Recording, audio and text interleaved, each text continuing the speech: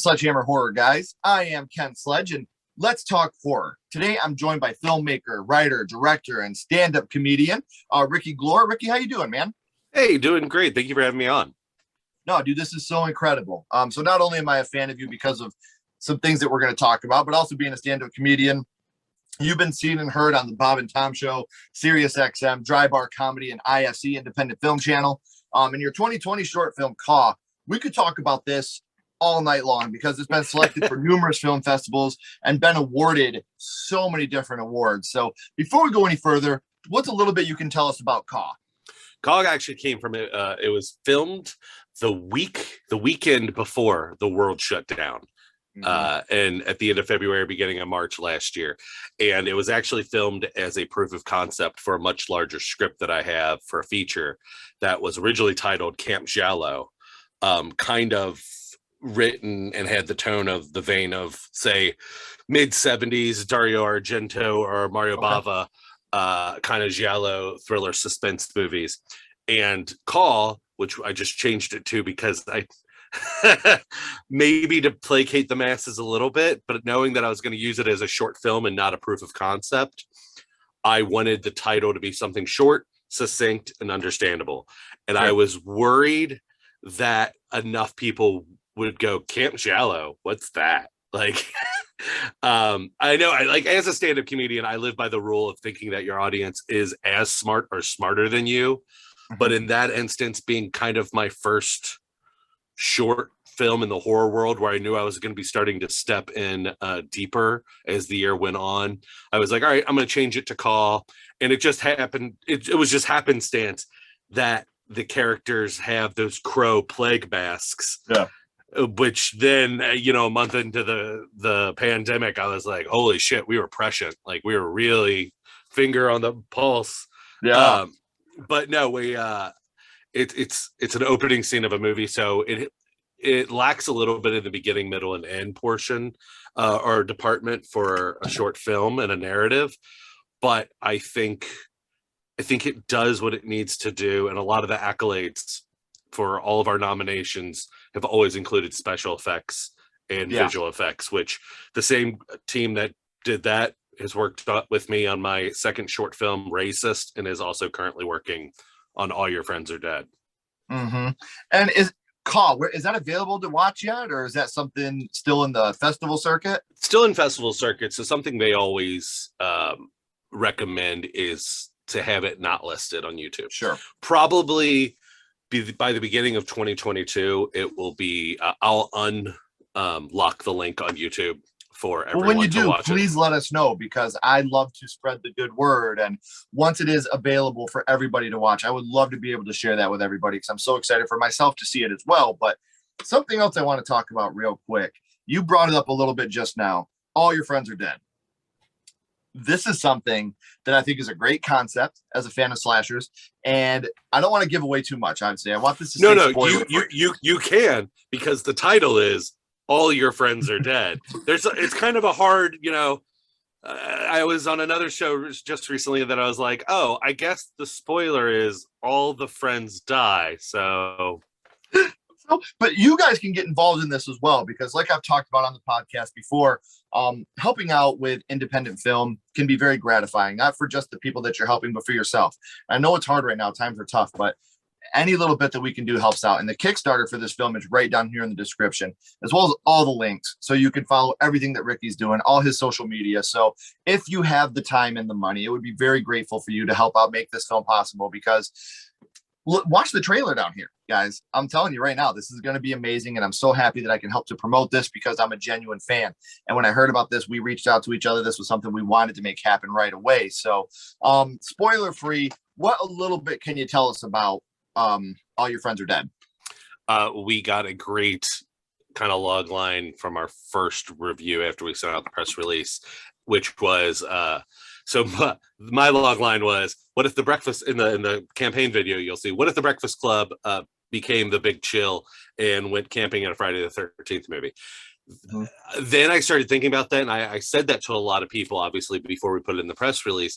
And close friends of mine who are also cinephiles, they were like, yep, get it, yep, get it, yep, get it, great. Other people I'd tell, I'd be like, it's like The Breakfast Club. And they'd be like, oh, yeah, my favorite John Hughes movie. Meets The Big Chill. Ooh, you lost me. Don't know what that is. Goes camping in a Friday the 13th movie. I'm like, oh, fuck. Like, all right. I wish we could come up with something that was a little bit more ubiquitous, that as soon as you heard it, you knew what it was, a little easier to swallow. And then the first review for this press release that we got was on a British horror website. They just plainly wrote, what if the teen slasher movie grew up? And I was like, oh, that's it. Like, you don't have to have any source references, even though the other logline Breakfast Club one or whatever holds a little bit more weight to like what happens in the movie, because it is about a group of unlikely friends who got very close in high school, and they kind of each represent an archetype like the Breakfast Club did. They had a nickname, they called them the Pack, and the kind of the leader of the Pack was this athlete who was king shit of Turd Mountain in high school. Everyone's just like, oh man, that Matt will be doing great things. Yeah. And then he went to college for wrestling, got hurt wrestling, and never caught his footing ever again. And well, then at least as the leader of the Pack, he didn't go and get a motorcycle after that. He's the leader of the Pack. Look out, look out, look out, look out. Man. Oh, I haven't heard that reference yet. I like that. But so the movie itself is the story is semi-autobiographical, where I did sports in high school, got hurt before graduating, and then did theater, which was kind of my saving grace. And I haven't looked back since, just always doing something creative. This posits possibly, what if I hadn't gotten hurt in high school, I got hurt in college, and then what do you do with a wrestling scholarship? Or like, sure, you drop out. Do you get addicted to drugs? Do you get addicted to alcohol, painkillers for the knee?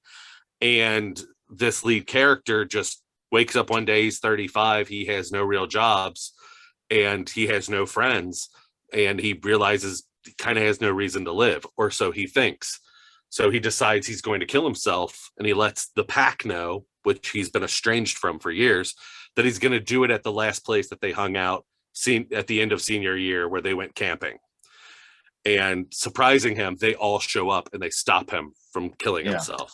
And they're trying to talk him into like, come on, no one's life is where they want it to be, maybe, or you like, things change. You just got to focus and get direction in your life.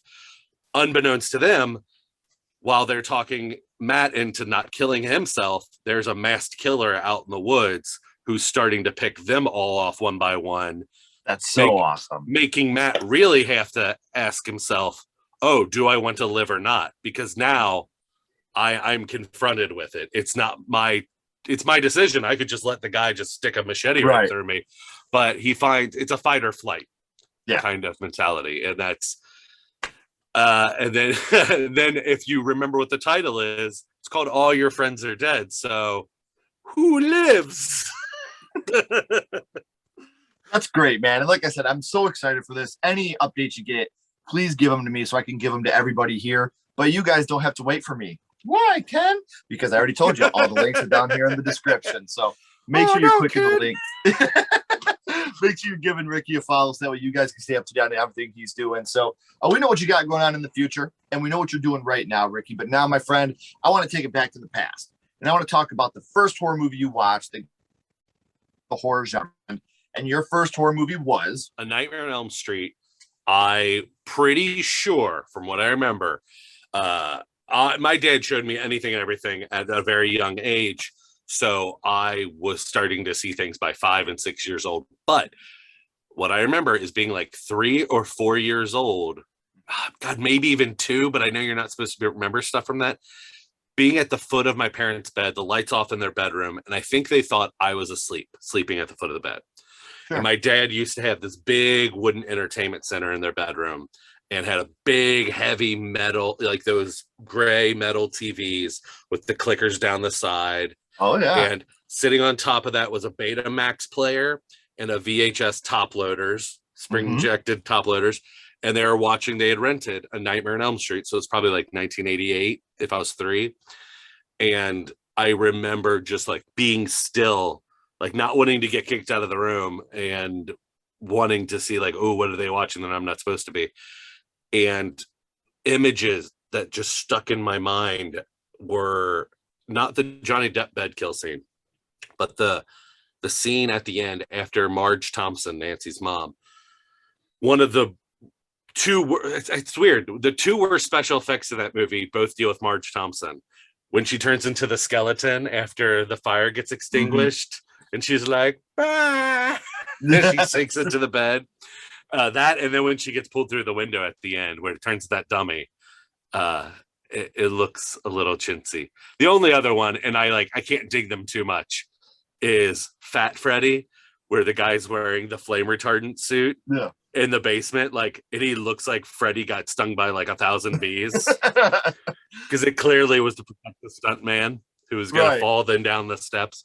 But so the scene that stuck in my head, I love how Wes Craven plays with nights and the night shots and the dream sequences with the blues outside. And then inside, it's Nancy has turned away from the bed and she's going to walk away, and she's framed to the right of frame, and out of focus to the left in the background of the frame, Freddy starts raising out of the bed, and it looks like that spandex around him.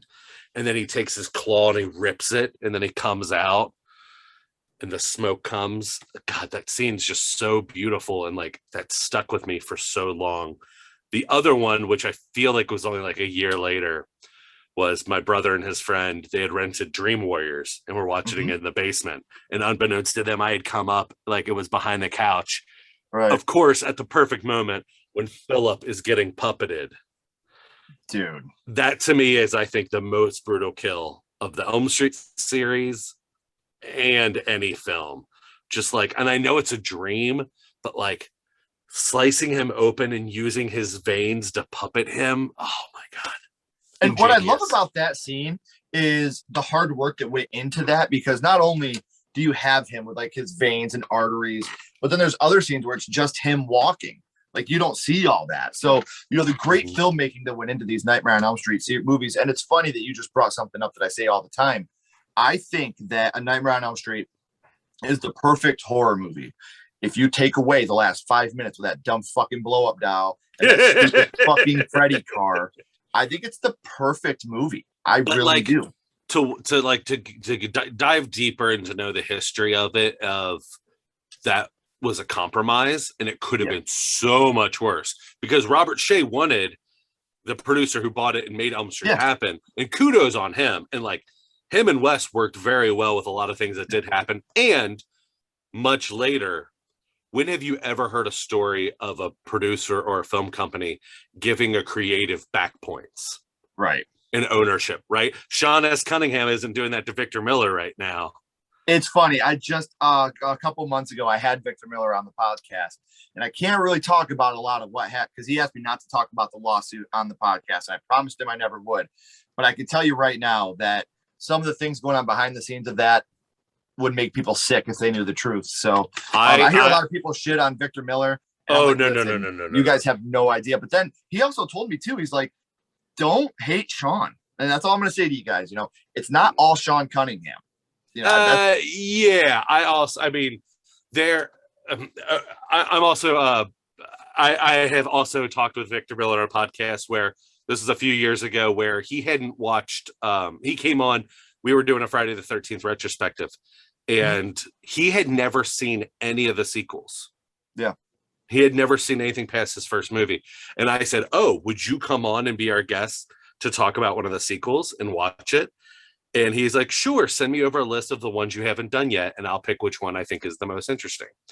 And he picked Jason Goes to Hell because it has a lot of the backstory and the mythos. Sure.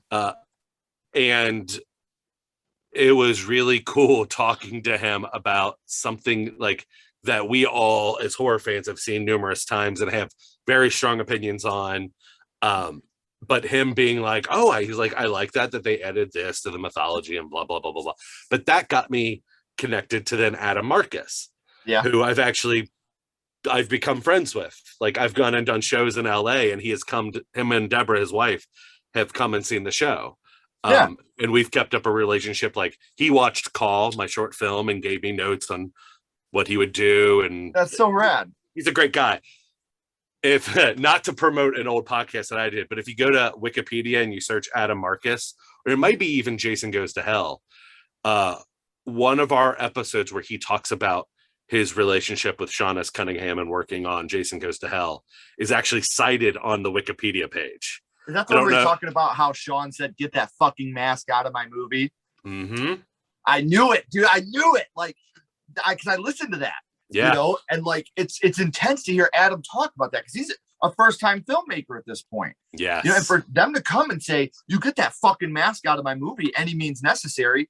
What the fuck do you do here? Then, like, that's what I always say. Like, when people shit on Jason Goes to Hell, I take that shit personally, man, because Adam Marcus did a fucking fantastic job with what he had for that movie, adding the Necronomicon to make Jason a Deadite, even though they didn't have the rights. You know, and a lot of things that Adam Marcus did was so. I agree, and it was it was at least different. You know, Yes. you had 8 movies, even though Jason Takes a Boat Ride, because that's what I call Jason Takes Manhattan, because he's only in there for 5 minutes or 10 minutes. Jason Takes a Boat to Canada. To Vancouver, yeah. But he made a different movie. Yes. Like they've been, you know, my favorite Friday the 13th movies are the Tommy Jarvis trilogy, even though it's played by 3 different actors and 3 different sensibilities of a character.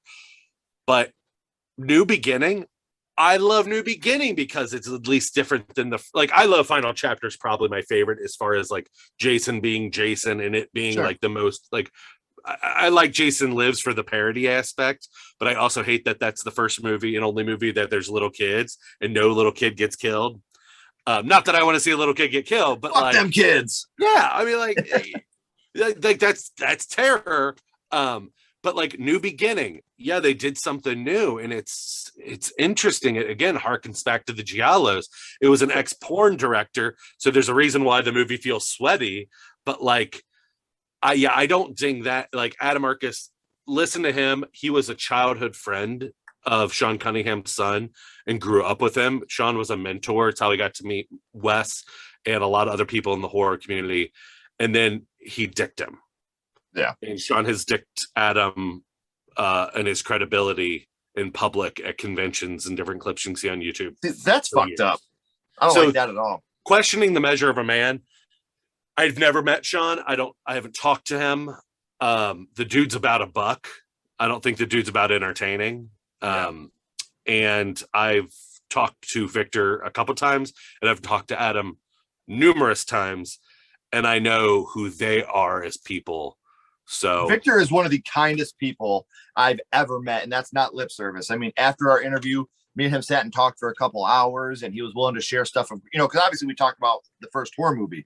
So he talked to me a lot about growing up and, you know, bouncing back and forth between military bases. And like, it was a really genuine, cool experience for me to get to meet someone that's shaped my life the way that Victor Miller has. It's because both of those people are creatives. And I think that's why you connected with Victor. I think that's why I've had a relationship with Adam and then connected also with Victor.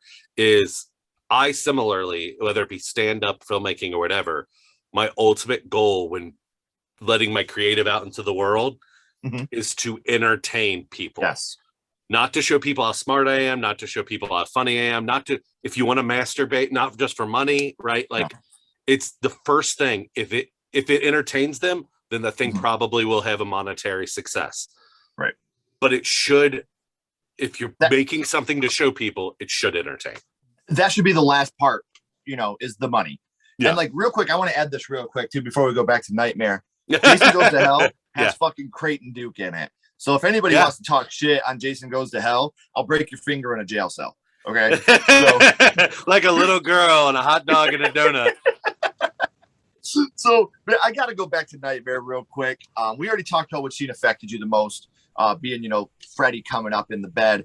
But what would you say your favorite scene from Nightmare on Elm Street is? From the OG, looking back at it now, man, I tell you what, like I've watched that movie a million times. When I wrote A Nightmare on Backstreet, a boy band musical parody that I did in Chicago, and it's been done at numerous colleges and stuff, I watched the movie probably 2 times a day while I was writing that script, just to really solidify the parody moments. Sure. I mean, Marge Thompson, when I wrote the script for the parody, I didn't even give her a name. Like for Freddie, I named him Teddy. Yeah. Teddy Crooner, because he sings, instead of Freddy Krueger. That's awesome. For Marge, and I unfortunately had to cut out Lieutenant Thompson, even though I love John Saxon and I love that character. It just didn't make sense for what we were doing. I didn't give her a name. I didn't give Marge a name. I just named her Drunk Mother, because that's all she is just a drunk mother. Before getting to my favorite scene, I just want to point out if anybody hasn't seen this, because I've seen this movie on the worst of VHSs. I saw it the night before I got married. My first time seeing it in theater on a 35 millimeter was my rehearsal dinner night before at a midnight showing at the Music Box in Chicago. My groomsmen were like, do you want to go drinking? Do you want to do this? Do you want to do this? And I was like, no, Music Box is showing a 35 millimeter print, and I've never seen it in a theater with a group of people. I gotta see it. When Tina and Rod go to bed at the beginning, before Tina goes into the sleep. Yeah. I didn't know that what was being thrown at the window were teeth, not rocks. Those are actually very small teeth that Freddy's throwing, which makes it even more fucked up. Yeah. I didn't know that, but here's the thing I really didn't know, and just shows how smart Wes is. The blanket, the Afghan blanket that they pull up on them before they go to bed is red and green striped. Never even realized that. Go back and watch it. Anybody listen to this? Because now everybody has the cleanest copies ever with Blu-ray, usually. Sure. But like, one of the times while I was watching it, writing the parody script, I was like, I pressed pause and I was like, God damn it, Wes Craven, you were brilliant. He is, man. Yeah. He is a G. Favorite scene? In that original one. God, it's all so good. Maybe, as much as I dog Ronnie Blakely for some of the overacting, she's a sweetheart too.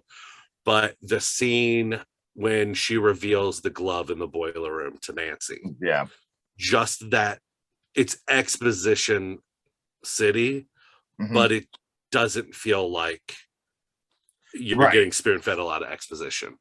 Now, I got a couple more questions for you before I let you go, because I know that you have a busy night as well. But when we talk about, obviously, horror films, and as horror fans, kills is something that means a lot to us, as sick as that sounds. So what would you say your favorite or most memorable kill from the original OG Nightmare is? OG Nightmare? I think it's gotta... Oh, fuck. I'm going to go with Tina. I have to go with Tina. It's the easy thing to say is the Johnny Depp, but Johnny Depp gets pulled into the bed and then the blood squirts. The main three deaths in there are all huge. You got Johnny Depp's, you got Tina's, even Jesus Garcia, Rod, buddy of mine. This is no joke. A buddy of mine for like 5 years when we were kids would not sleep with sheets on his bed because of the Rod prison scene. That's how much that fucked him up. So the kills in this movie are 100% quality over quantity. There weren't many, but the ones you had were so memorable and so amazing. So I will never fault anybody for only having 4 real deaths in this movie, but holy shit, are they great. They're fantastic. Like I said, but yeah, that Tina one is, and then just Rod in the corner, just watching it unfold as she gets dragged across the ceiling. I thought you were going to say, what's my favorite movie kill? And I was going to say a toss up between the Tina Johnny Depp Philip from Elm Street 3, the puppeting, I think is my number one. Another great one in a series that I don't want to get missed by anybody listening is to go back and watch the Phantasm series. Because if you like the Elm Street series and you like some ideas that they do in the way that a lot of the Elm Street series connects, Phantasm, I love that scene in Phantasm 2 where the gold ball goes into the dude's mouth and they turn him around. It's I was just looking for my sphere. I have a Phantasm sphere, and I think my son has it in his room. I was going to show you that because I agree with you. The tall man is the thing that fucking nightmares are made of, man. Even in the first one, when it hits the dude in the head and the blood starts squirting out the back of the sphere, and that's another huge one. And the pee that runs down his leg. Pissing himself. Yep. So I got a couple more questions for you. Of course, we're good. We're good on time. Feel free to. Okay. Now we talked about your first horror movie, which was A Nightmare on Elm Street. But now, Ricky, I want to go scream on you here for a second. What's your favorite scary movie? What is your favorite horror movie of all time? Nightmare on Elm Street, Nightmare on Elm Street, Nightmare on Elm Street. Wes Craven, and I will take this to the grave. I will have a congenial debate about this. You can say John Carpenter. You can say whatever horror. What horror meisters directors do you think you would say as being like the best? Oh, I always go Wes Craven. But you got John Carpenter. I know he's not really much of a director, but Stephen King is another one that people throw out there a lot as a writer. Yeah. But for me, it's always going to go back to my two favorites even though he started directing later on, would be Wes Craven or Don Mancini, just because Child's Play is my favorite horror franchise. So when it comes to a horror franchise that I think is done perfectly, I think it's Child's Play, because it's always scary. It's always got its bits of comedy. It always has the same killer. And it's just, I fucking love Child's Play, man. Like, I've always loved Child's Play. And Don Mancini, that's always been his baby. But see, the thing is, I hate the reason they made the remake, but I love the remake. I think the Child's Play 2019 movie is fantastic. I love that movie. But I don't like the fact that the studio did it, even though Don Mancini was like, nope, please don't. That's my shit. Don't do it. They were like, fuck you, legally we can, and we're gonna. And I think that's really shitty. We were talking earlier about how money trumps everything.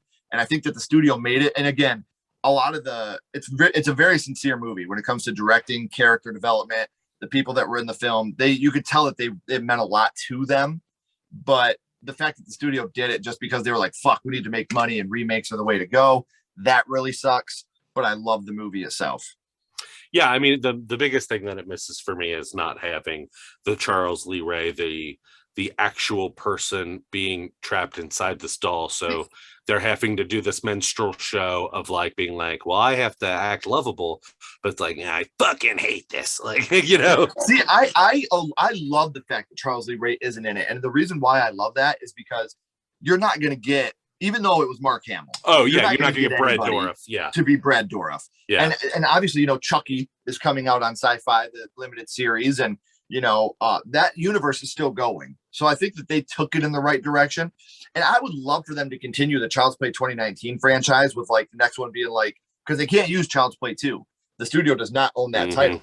So they can't do that. So I'd love for them to make, like, instead of it being a Child's Play 2, make it like Child's Play Buddy Bear, and just have it be the Buddy Bear in this one instead of the child, the not good guy, but the buddy, have it be that Buddy Bear at the end. I think that could be, and keep it going with that rather than trying to keep the doll alive. But that's just my opinion. No, I think the last two Chucky movies, what was it? The Cult one, and Curse? Yeah, Cult and Curse. I think those were phenomenal.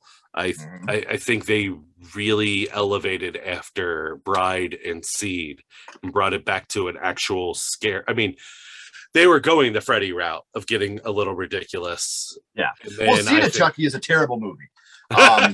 Me and my daughter, she's 8 years old. She's high functioning autism, and she does not fucking like horror movies at all. But she's really into the Chucky franchise. Me and her have been having a marathon of all the Chucky movies. And actually tonight we're going to watch Curse. I'm sorry. We watched Seed last night. And even my 8-year-old daughter was like, Dad, a lot of this movie doesn't make sense. And I was like, baby, you're right. Wait till tomorrow when we watch Curse. You're going to fall right back in love, because there's a difference. Because like we're talking about Wes Craven. If it wasn't for Wes Craven with Wes Craven's New Nightmare, we would not have had the resurgence in horror that we had with Scream. Wes Craven dabbled in meta with Wes Craven's New Nightmare. And then he took that to the next level with Scream. And then what happened was Halloween had Halloween H2O with the meta feel to it. Child's Play had Bride of Chucky with the meta, but then they went way too much with Seed of Chucky. And there's a difference between being scary with your meta, like Scream, Halloween H2O, Bride of Chucky, and just being downright fucking stupid, like Seed of Chucky was. There's like Seed of Chucky and Halloween Resurrection. Halloween Resurrection, same way. Yeah, what a piece of dog shit. But to give props to Wes, is what other filmmaker, except for maybe Alfred Hitchcock, had the spanning decades of owning the genre. He starts off the 70s with Last House on the Left. He ends the 70s with Hills Have Eyes, Nightmare on Elm Street, People Under the Stairs, Serpent in the Rainbow. Now, this is not to, and then Scream. This is not to say that Wes did not have his missteps of like Deadly Blessing and Deadly Friend Yeah, and he had some Shocker. stinkers, man. Yeah, I mean his stinkers really stink. Talk about a movie doesn't make sense. Shocker's pretty awful. Yeah. And then his last movie, unfortunately, I think was pretty bad. My Soul to Take. Okay, I never seen it. Yeah, I think that was his swan song. Unfortunately that came after Scream 4. I actually like Scream 4. I love Scream 4. It's my second favorite in the whole franchise, actually. I feel I've tried to bait Kevin Williamson online to release what his trilogy plan was for well, first what his script originally was for Scream 3, which they didn't do.